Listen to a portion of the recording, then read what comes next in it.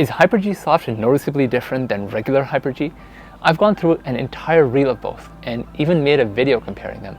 And my conclusion was that it's a tad bit softer, but I'd be splitting hairs. It's not meaningfully different, at least to a casual amateur player like myself. So let me show you a green string that is actually soft and with better feel, but yet it still delivers on everything that Hyper-G Soft delivers on.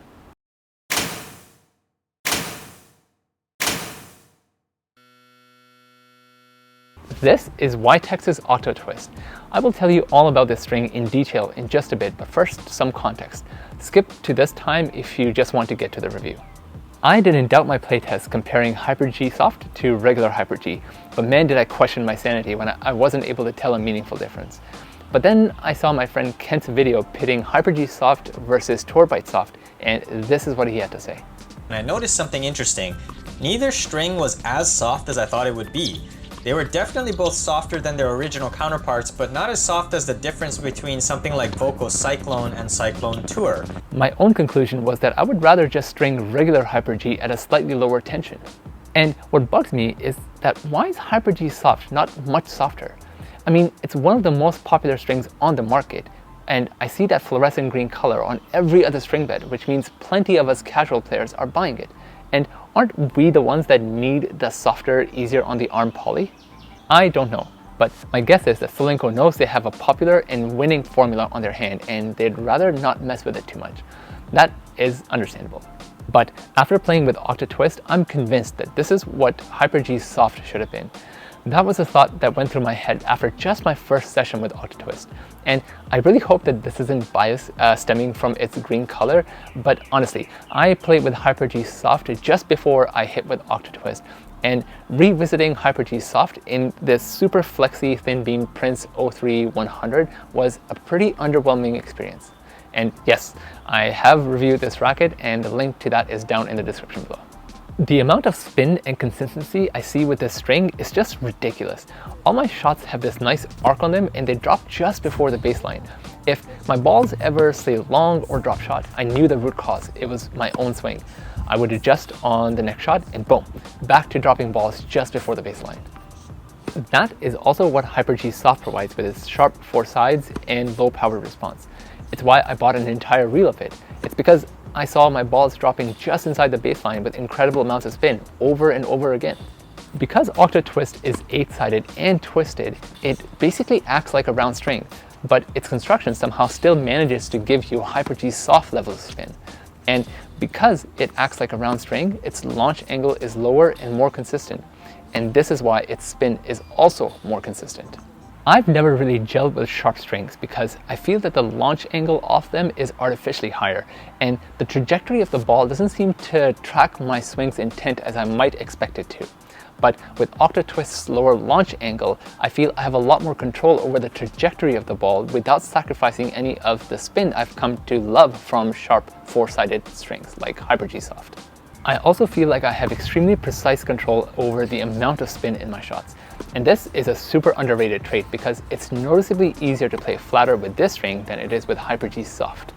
We talk about the importance of spin in the modern game, but we rarely talk about just how important the all-court style of play has become. I could argue that Alcaraz is a better Federer, not a better Nadal. So I think that strings that allow you to play every single possible kind of shot well, to go between different styles of hitting and to put as much or as little spin on your balls as you require for your shots are the ones that are going to win long term, because not only is it very empowering to play such kind of tennis, it's also necessary. I don't know about you, but it's really rare for me to come across a string that makes me feel empowered on a tennis court. You know that scene in the first Avengers movie where Captain America is asking Bruce Banner to get angry because they have a giant alien worm thingy headed straight for them? Do you remember what his reply was and what happens after? That's my secret, Captain. I'm always angry.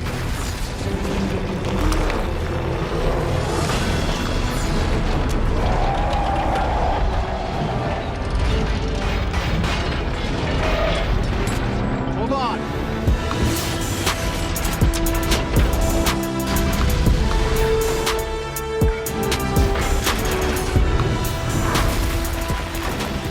That's how the string made me feel on court. This is a spin monster, but its monstrosity is under control and ready to be unleashed at your asking. The spin does decrease over time as the string becomes less slippery due to use, but it's very gradual, and I was able to identify the point at which the performance had decreased too much for me, which was around 8 hours. That's also the point I started to notice that the strings were sticking out of place just a bit. I know what you thought when I mentioned Octo Twist's slower launch angle, that you have to swing out to get depth, right? Well, no, because this is where Octo Twist's softer response comes in. You get really decent power because of that softness, and it makes up for the lower launch angle to give you easy depth. But I cannot emphasize enough that this is controlled power. That Bruce Banner Hulk analogy applies here too. The power is all there, but only when you ask for it. At the same time, the response here is crispier and livelier than Hyper-G Soft. It's not a crispy or lively string per se, but comparatively Hyper-G Soft feels dampened, whereas Octo Twist gives me enough to be satisfied. This string's response feels similar to a hybrid of Ytex's Pro Tour Blue crossed with Restring Sync. I've reviewed both these strings on my channel, and I talk about this hybrid of Pro Tour Blue and Sync in the Pro Tour Blue review, so go check them out. But in summary, Octo Twist's response is very middle of the road, not too dampened, not too crispy, and I feel that most people are going to find it just right. The softer response here will also give you good comfort. Be mindful that only you know how sensitive your arm is, so what's comfortable for me might be uncomfortable for you. But I feel that unless you find you can only really play with multis, you're going to find Octo Twist to be plenty comfortable.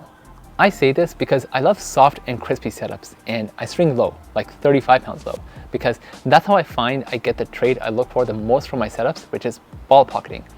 I generally cannot play above 40 pounds because things start feeling very boardy to me very quickly at that point. So use this to judge your purchase decision if this video inspires you to try Octo Twist out.